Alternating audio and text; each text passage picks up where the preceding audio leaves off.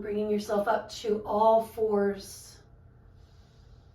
Starting to smooth out the inhale, the exhale. We're going to arch and round, cat-cows with the ocean-sounding breath. Really, any other inhale or exhale you're needing right now. Maybe feeling that brief pause at the top, brief pause at the bottom. Allowing yourself to be full and empty.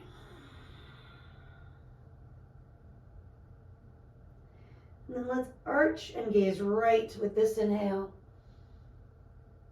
Still exhale neutral around the spine, chin to chest. Arch and gaze left with the next inhale. Root to rise, chin toward chest. One more each way, traps back, heart rocks forward. Keeping that sense of space through the fingers. Be grounding a little more, not only into the palms, but the tops or bottoms of the feet. And then keeping your feet, your shins as they are, just slide your hands, your heart forward and down.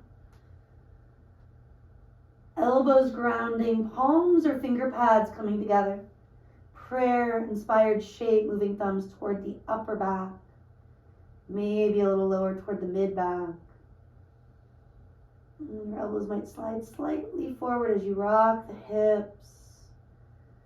A little sway, extra sigh or two, clearing what needs to go from the outer ribs, the intercostals, helping you to breathe more easily without as much effort. Let your hands float down and take it up to all fours. Now this bigger tabletop shape. And you start to circle it out, Sufi grinds, arching with the inhale, drop the hips. Rounding with the exhale, moving them toward the heels. Small or big, slow or fast.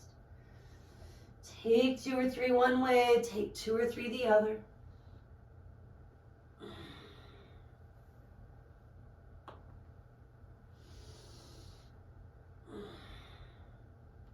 And then briefly come through that extended child's pose. Hands shoulder width or wider, rooting and rebounding through the forearms, the inner palm.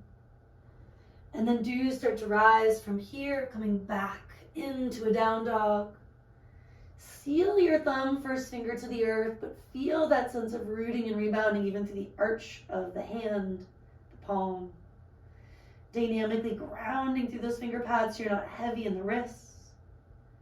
And maybe push the earth away, bending your knees more to send your bum up and back toward the sky. And any extra movement for your feet, your calves. Pedaling heels, maybe climbing high on tippy toes. Rolling to the top of one foot, the other, or even sways side to side. And that's a lot, so you don't have to do it all. The last couple of breaths, finishing up, whatever feels intuitive. And then to keep feet where they are, walk your hands back to your toes. Right into the half fold to the complete fold. Inhale, Ardha Uttanasana, lengthening from the tail to the crown. Hinge at the hips, Uttanasana, drop the head, lift through the quads without blocking your knees. Inhaling, lengthen, maybe springy your knees in that back bend portion. Then firming the legs, taking the forward bend portion. Take a few on your own, expanding and contracting. Maybe going a little faster, a little slower than I am. Noticing any habits, patterns that are helpful, letting those make their impression. And maybe noticing the ones that are less helpful and adjusting ever so slightly. That includes the next time you fold, maybe bringing your feet a little narrower, hip bone distance. Rocking, swaying, so you're grounding through the 4 corners. Lifting through those inner arches, ankles, maybe firming them in. Let that travel into the thigh muscles. Sit bones reaching up, top of the head melting down. Sliding hands now to hips. Pull the heart forward. Let's pause at halfway. Exhale. Keep lengthening, root and rise. Inhale it up. And the big exhale, just letting it out. So some shoulder shrugs. Taking a few basic movements, bringing them up and back. And maybe changing direction, bringing your shoulders forward and down. You can also do one at a time, either way, both ways. Confronting that stuff that we tend to hold in the shoulder and neck region. And then bring your palms together, pushing your whole hand or just those finger pads. Broadening the pectoral muscles. One more inhale. And another exhale. Now if the ocean sound of Ujjayi breath feels easy, available, great. If not, change it up. These are generally the months where we are fighting certain respiratory things, dealing with sinus stuff. So breathing however you need to breathe is most important. Inhaling, take the arms out and up. Swan diving right away, basic half salute, come on down. Inhaling halfway. Exhale, we fold in all the way. Take up space as you rise, maybe add that subtle back bend at the top. And exhale, hands past the heart to the bottom by your hips. Take the extra breath, maybe a quarter turn, moving to your right. If your space doesn't allow, just stay facing as you are. Inhaling, reaching. Exhaling, swan diving. Inhaling, Ardha Uttanasana. Exhaling, complete Uttanasana. Inhaling, bring it up. Exhaling, hands come down. Take the extra breath, continuing on. Ardha Surya Namaskara, half sun salute.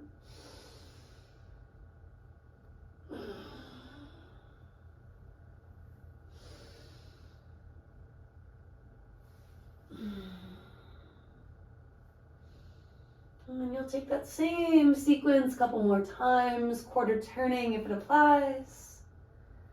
Not feeling rushed, not feeling slowed down. Letting it be about consciously moving with each breath. Almost always inhaling to expand, to open the heart. Exhaling to contract, to empty and clear your belly, your lungs. Even your mind when overwhelmed. One more time through, making it your own.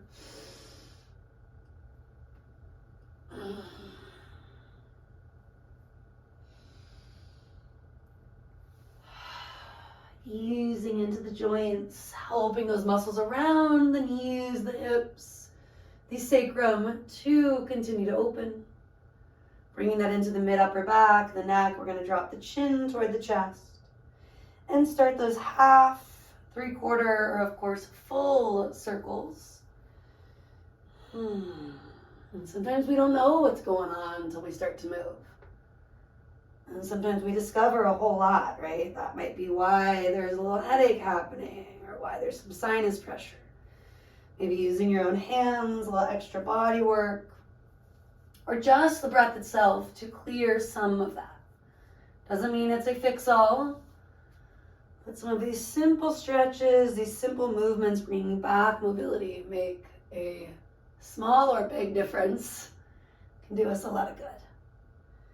And when the chin comes down, for today we're going to roll it up, bring your crown toward the sky, add that shoulder shrug, that release. Bring your hands back to the prayer-inspired shape. Eyes open or closed, cultivating a drishti point, steady gaze. Maybe lick your lips, swallow, join me for a horse breath or two. One more if you're feeling it, or just any exhale that's helpful.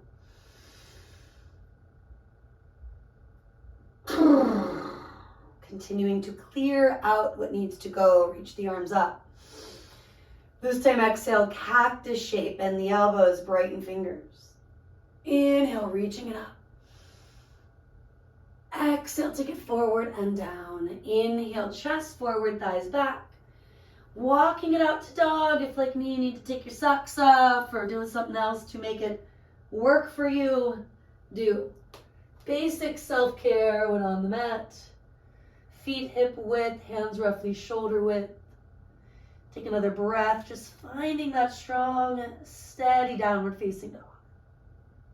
And then let's shift forward, plank. Little rock, sway, maybe a circle or two. Breathing in, breathing out. Take another inhale, shifting forward. Exhale, maybe lower halfway. Now we're taking it toward the ground, just hovering for that inhale. And then do release if you haven't. Stretch your legs back, walk your forearms forward, Sphinx. Letting that mid upper back region move a little bit more. Pressing the inner shoulder blades toward the chest. Think of drawing shoulders back. Firing up the legs without looking. Feel the kneecaps lift. Tops of the feet rooting, outer ankles firming in. If you haven't already, some movement, maybe tilting the head right, left once or twice. You could also bring in some yeses, nos, more of the half, three-quarter, or full circles. And if this is where you discover, there's that thing she was mentioning, that tension, hanging out a little longer. Do root to rise. This time maybe push into your whole hands, finger pads, and come on up a little higher. Nickname seal or swan. You're going to feel why. Take the inhale, chest forward, shoulders back. Splay the elbows, releasing from your Sphinx, swan, or seal. That's a tough trio. Come on down, windshield wiper. Speaking of language, right? A few breaths.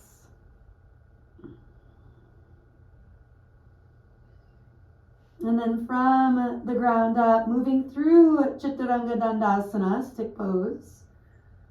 Maybe you need those knees to help, no big deal. Finding your way to a plank over the next inhale or two.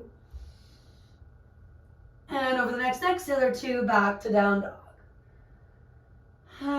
Good time to move freely, including to the knees for a brief rest. Any sort of puppy dog or child's pose. If you're ready to flow, that's where we're headed. Inhaling, finding your way to a plank, or of course a modified plank. Exhale, draw the navel in, shoulder heads lift as you lower.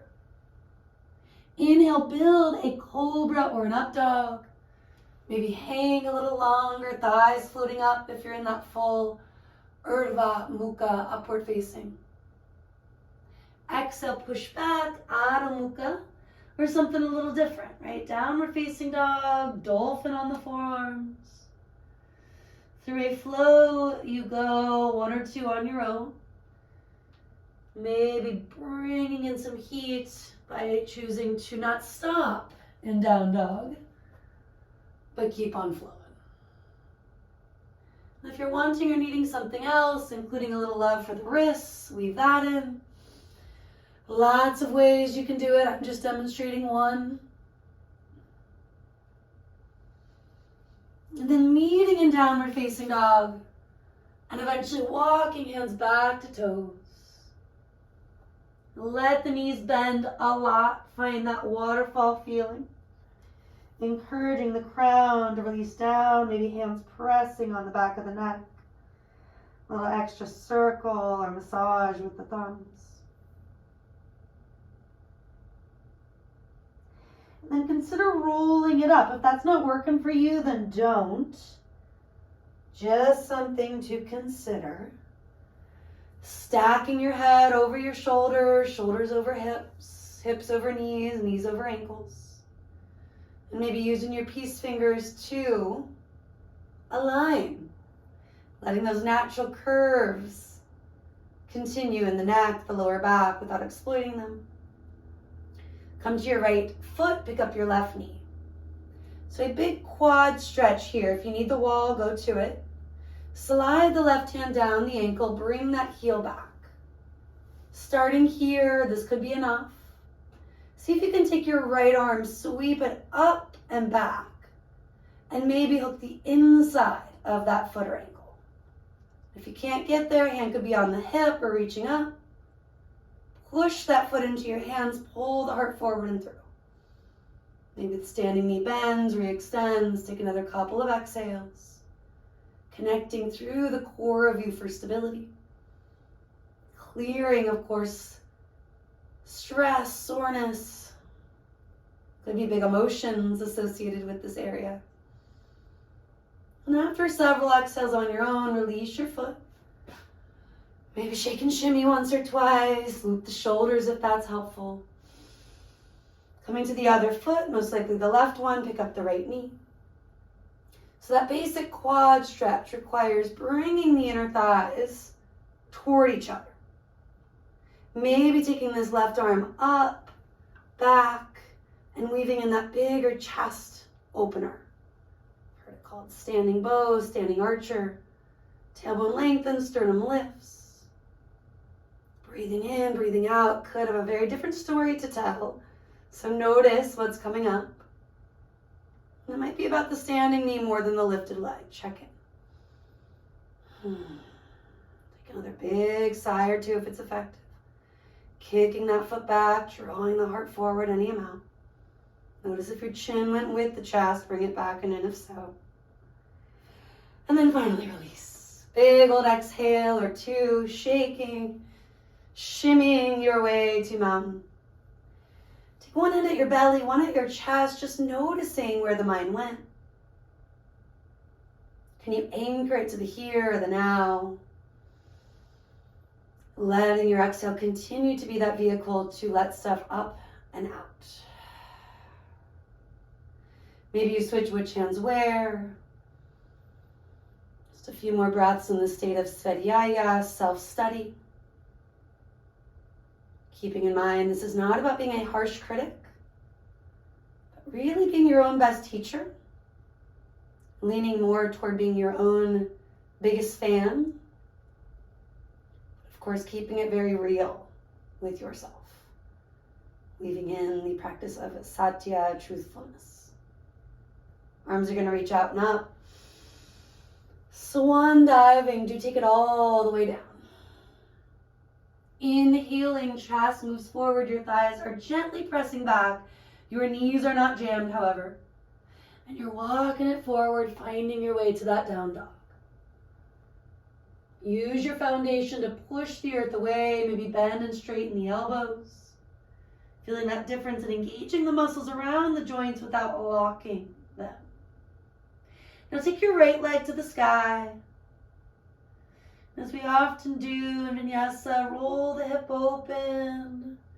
Play with some movement, kicking the leg, maybe figure eights with the hip. Even flipping that dog if Wild Thing is feeling interesting today and it's familiar. Then flow your way back to neutral, adding any extra stretching, yawning, and taking it to side two when you feel ready for it. Rolling it open, breathing in, breathing out, confronting what may feel like sticky, stagnant stuff or just a limited range of motion. If you tend to go too far, too fast, purposely backing off. Maybe this is where you bring it down to the knees, you rest, balasana. Or perhaps you stay for the next couple of exhales with eyes steady. Slowing down what may feel like a busy brain, letting it land on your intention. A word, a phrase, maybe it's a quality of being you're wanting more of. Hips back, gaze forward, step or float. Inhale, chest out. Exhale, let's fold and stay for a moment, maybe hands on calves or ankles. Gently drawing yourself further into that fold. Not forcing it, finding a little surrender in the front ribs. Feeling the belly emptying out at the end of the exhale. Top of the head releasing down, sit bones reaching up. And then you could roll, you could lengthen, you could even circle the arms, standing it up. Little rock, sway. Being curious about any areas in the foot where maybe you collapse a little bit. Do you overdo it or underdo it? Can you wake up those areas needing to be awakened? And maybe let other spots rest, right? Do a little less. Hands on quads, bend and straighten once or twice here when it's easy. Feeling different habits, patterns that are working for you. Noticing the ones that maybe are not, that we can start to shift even a little bit. Hands to your heart. Actively pushing palms, broaden your collarbones. Notice how tall you are when bringing in that awareness. And maybe a sigh or two, just letting up and out what still needs to go.